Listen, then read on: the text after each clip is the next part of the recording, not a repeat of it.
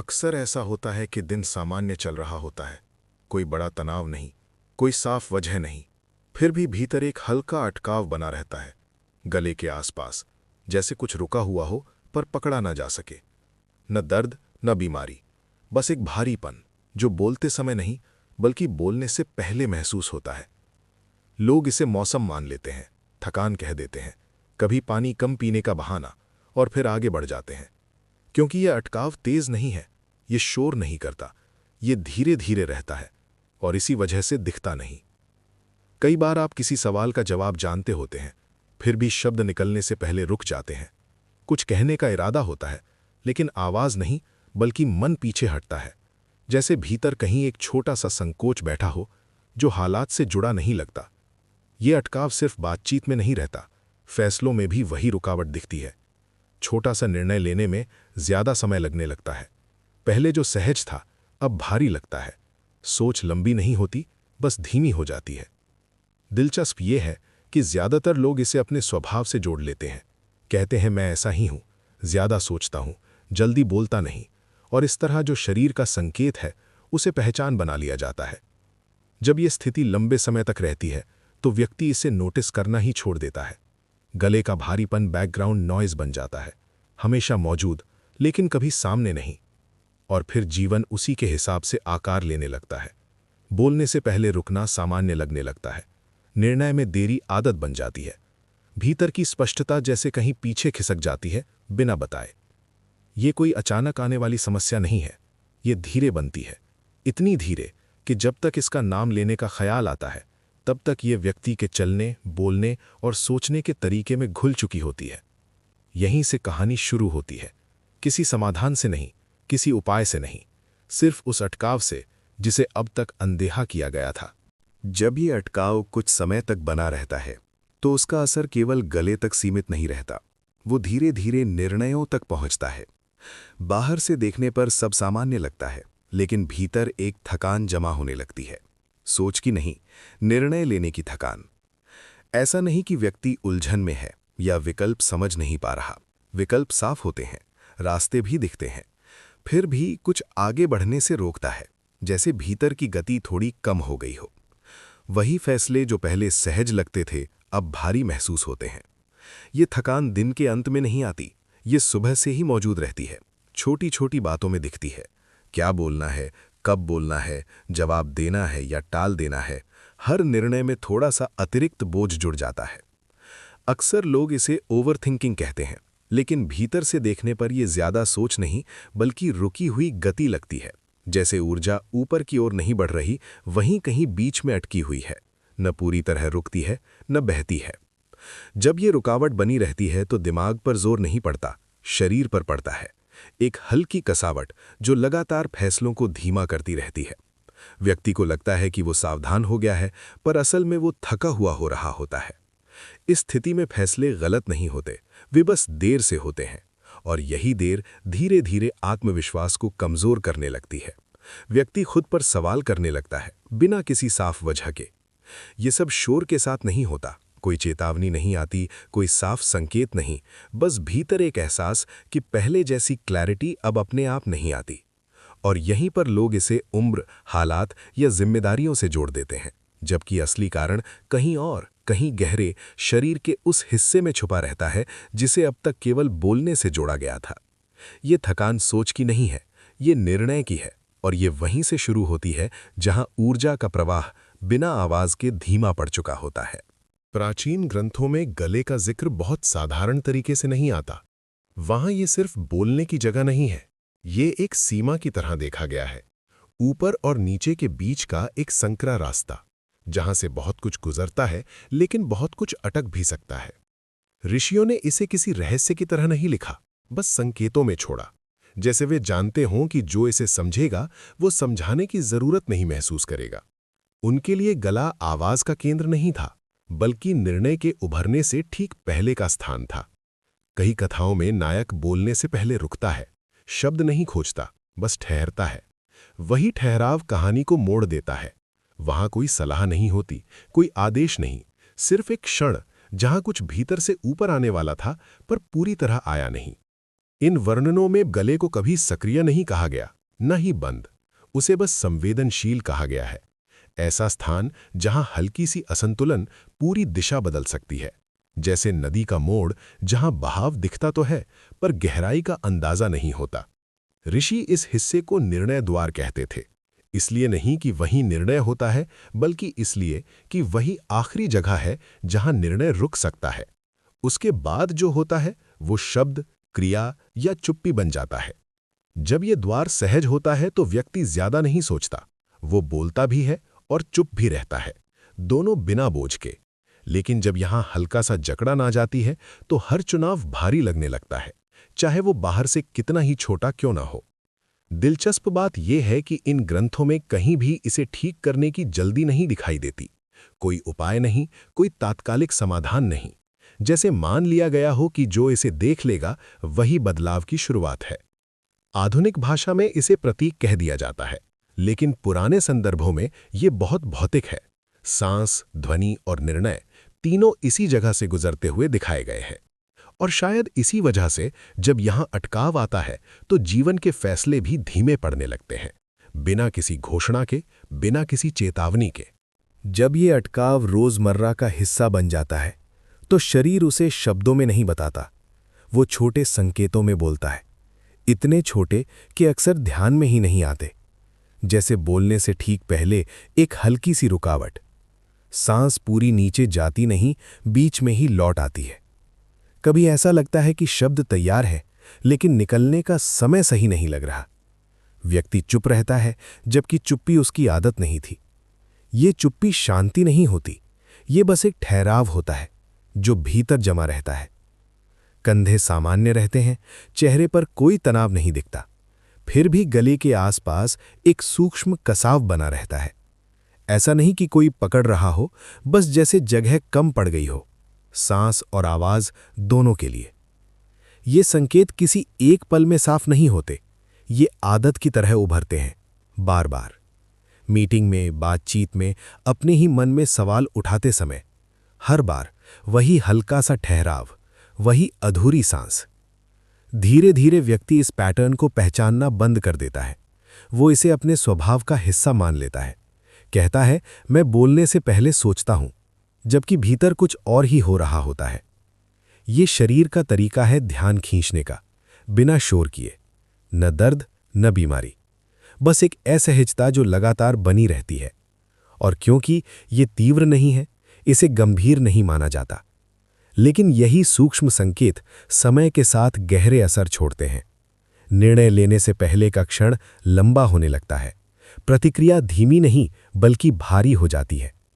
शरीर यहां कुछ ठीक करने की मांग नहीं कर रहा, वो सिर्फ दिखा रहा है कि कहीं प्रवाह बदल गया है। और ये दिखाना बहुत शांत तरीके से होता है। जो इसे सुन लेता है उसे किसी समझाने की जरूरत नहीं पड़ती, और जो नहीं सुनता वो बस आगे बढ़ता रहता है उसी ठहराव के साथ। जब ये ठहराव लंबे समय तक बना रहता है तो उसका असर सोच से पहले तंत्र पर दिखने लगता है। भीतर का सिस्टम जो बिना बताए गति तय करता है थोड़ा सुस्त पड़ जाता है। कोई खराबी नहीं, कोई टूट फूट नहीं, बस प्रतिक्रिया और निर्णय के बीच का अंतर बढ़ने लगता है। कभी कभी ऐसा लगता है कि दिमाग तैयार है लेकिन शरीर साथ नहीं दे रहा।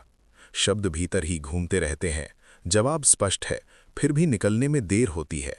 ये देरी सोच की नहीं होती, ये उस रास्ते की होती है जहां से सोच क्रिया में बदलती है। प्राचीन वर्णनों में इस हिस्से को सांस और ध्वनि के बीच का क्षेत्र कहा जाता है। आधुनिक भाषा में इसे नर्वस पाथवे कह दिया जाता है। नाम अलग है, संकेत वही हैं। जब यहाँ हल्का दबाव बनता है तो क्लैरिटी गायब नहीं होती, बस धीमी हो जाती है। व्यक्ति खुद को शांत समझता है लेकिन वो शांति निष्क्रिय होती है। भीतर कोई हलचल नहीं, कोई अर्जेंसी नहीं। फैसले टलते रहते हैं, बिना किसी डर के, बिना किसी कारण के। ये स्थिति अक्सर गलत समझी जाती है। लोग मान लेते हैं कि वे अब ज्यादा बैलेंस्ड हो गए हैं, लेकिन भीतर कुछ सूक्ष्म अलग चल रहा होता है, जैसे सिस्टम एनर्जी बचा रहा हो आगे बढ़ने से पहले। ये दबाव किसी एक जगह महसूस नहीं होता, कभी गले में, कभी छाती के ऊपरी हिस्से में। सांस ऊपर ऊपर चलती है बिना ये एहसास कराए कि कुछ बदला है। यही वो बिंदु है जहां निर्णय की क्लैरिटी धीरे धीरे धुंधली होने लगती है। गलत नहीं होती, बस देर से आती है, और ये देर समय के साथ व्यक्ति को अपने ही निर्णयों से दूर करने लगती है। ये कोई चेतावनी नहीं है, कोई अलार्म नहीं बजता, ये बस एक संकेत है जो तभी दिखता है जब देखने की आदत बनी हो। और अक्सर यहीं पर लोग कारण को बाहर ढूंढने लगते हैं, हालात में, लोगों में, परिस्थितियों में, जबकि संकेत अब भी भीतर ही मौजूद रहता है, शांत, लगातार। इस बिंदु पर कोई बड़ा बदलाव नहीं होता, न भीतर कोई घोषणा होती है, न बाहर कुछ नया जुड़ता है। बस वही शरीर, वही सांस, वही स्थिति। फर्क इतना होता है कि जो अब तक अपने आप चल रहा था वो थोड़ी देर के लिए ठहर जाता है। ये ठहराव किसी कोशिश से नहीं आता, न ध्यान लगाने से, न कुछ बदलने की चाह से। बस कुछ क्षण ऐसे होते हैं जहां शरीर अपनी ही आदतों से थोड़ा हट जाता है, जैसे वो खुद देख रहा हो कि वो किस तरह से थमा हुआ है। गले के आसपास जो कसावट थी वो अचानक ढीली नहीं पड़ती, वो बस प्रतिक्रिया देना बंद कर देती है, न बढ़ती है न घटती है। और इसी न्यूट्रलिटी में एक अलग तरह की शांति दिखने लगती है, जो सुस्ती जैसी नहीं होती। इन कुछ मिनटों में विचारों का बहाव भी वैसा ही रहता है, वे रुकते नहीं, लेकिन वे आगे धकेलते भी नहीं। निर्णय लेने की जल्दी नहीं रहती और टालने की आदत भी शांत हो जाती है। यहां कोई स्पष्ट अनुभव नहीं होता जिसे पकड़कर कहा जा सके कि कुछ बदल गया। बदलाव बहुत हल्का होता है, इतना हल्का कि अगर ध्यान न हो तो छूट जाए, लेकिन शरीर उसे दर्ज कर लेता है। सांस ऊपर ऊपर नहीं चलती, नीचे भी नहीं जाती, वो बस अपनी जगह पर रहती है, और इसी में वो रास्ता खुलने लगता है जिसे अब तक कसावट ने संकरा कर रखा था। ये कोई अभ्यास नहीं लगता, इसलिए टिकता है क्योंकि जहां एफर्ट नहीं होता वहां शरीर विरोध नहीं करता, वो बस अनुमति देता है कि चीजें अपनी गति से वापस आ सकें। 5 मिनट के बाद भी कुछ घोषित नहीं होता, कोई निष्कर्ष नहीं निकलता, बस भीतर एक हल्की सी जगह बन जाती है जो पहले नहीं दिख रही थी। और अक्सर यही काफी होता है, बिना बताए, बिना समझाए। जब यह हल्की जगह बनती है तो उसे तुरंत महसूस करना जरूरी नहीं होता। अक्सर वो पहले सोच में नहीं, शरीर में दर्ज होती है, जैसे कुछ ढीला हुआ हो पर यह पता ना चले कि क्या। गले का भारीपन पूरी तरह गया नहीं होता, बस उसकी पकड़ बदल जाती है।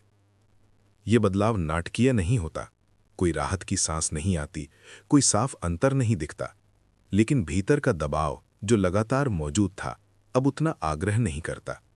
वो वहीं रहता है पर निर्णयों पर अपना वजन नहीं डालता।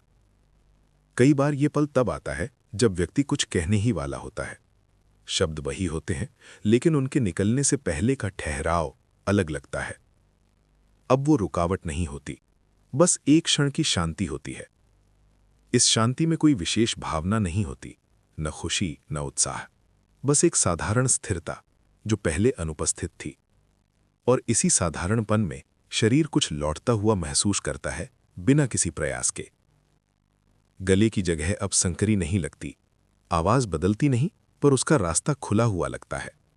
सांस पहले जैसी ही रहती है, पर उसका भार हल्का हो जाता है। ये वो क्षण है जहां व्यक्ति कुछ समझता नहीं, पर कुछ मान भी नहीं रहा होता। कोई कहानी नहीं बनती, कोई व्याख्या नहीं निकलती, सिर्फ एक अलग अनुभव जो अपने आप मौजूद रहता है। अक्सर लोग इसे नोटिस नहीं करते, वे बस आगे बढ़ जाते हैं, लेकिन शरीर इसे याद रखता है। अगली बार जब वही पुराना ठहराव आता है तो ये अंतर खुद ब खुद उभर आता है।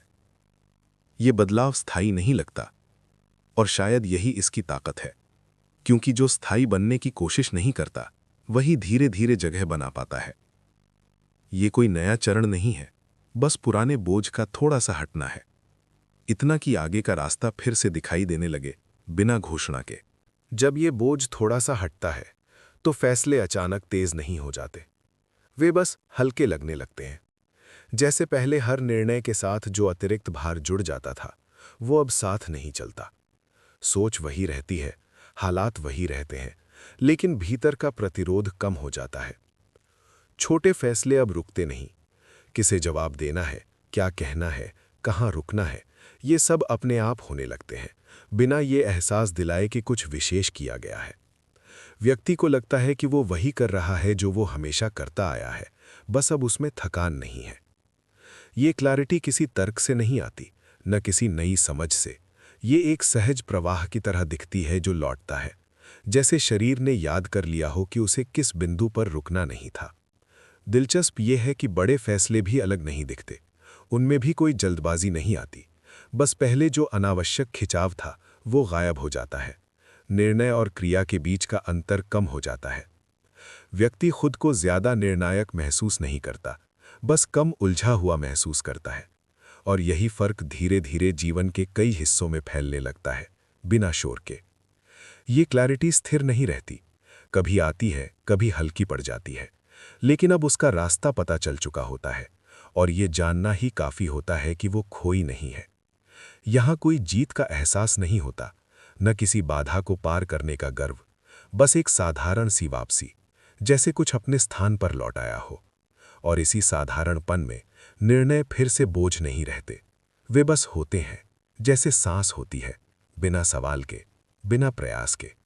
जब निर्णय फिर से बोझ नहीं रहते, तो व्यक्ति अपने बारे में कोई नई धारणा नहीं बनाता, वो बस खुद को थोड़ा अलग तरह से जीते हुए पाता है, बिना ये सोचे कि वो बदल गया है, बिना ये माने कि कुछ हासिल हुआ है। पहले जहां प्रतिक्रिया तुरंत आती थी या बहुत देर से आती थी, वहां अब एक संतुलन सा दिखता है, न जल्दबाजी न टालना। जवाब भीतर से उठते हैं, बाहर से नहीं, और ये फर्क शब्दों में नहीं, अनुभव में रहता है। व्यक्ति खुद को ज्यादा शांत नहीं कहता, बस कम खिंचा हुआ महसूस करता है, जैसे जीवन के सवाल उसे धक्का नहीं दे रहे और वो उनसे बच भी नहीं रहा। वो बीच में खड़ा है, बिना कोशिश के। ये पहचान धीरे धीरे बनती है, किसी घोषणा से नहीं, न किसी नाम से, बस इस एहसास से कि हर स्थिति में प्रतिक्रिया जरूरी नहीं होती और हर ठहराव कमजोरी नहीं होता। गले का अटकाव कभी कभी फिर लौट आता है, ये पूरी तरह गायब नहीं होता, लेकिन अब वो पहचान नहीं बनाता, वो बस एक संकेत रह जाता है, जो आता है और चला जाता है। यहीं व्यक्ति रिएक्टिव नहीं, रिस्पॉन्सिव होने लगता है, बिना ये जाने कि ऐसा हो रहा है। उसके फैसलों में नाटकीय बदलाव नहीं दिखते, पर उनकी दिशा साफ लगती है। ये अंत नहीं है, न कोई नई शुरुआत, बस एक शांत स्थिति, जहां व्यक्ति खुद को ठीक करने में व्यस्त नहीं रहता और खुद से लड़ भी नहीं रहा होता।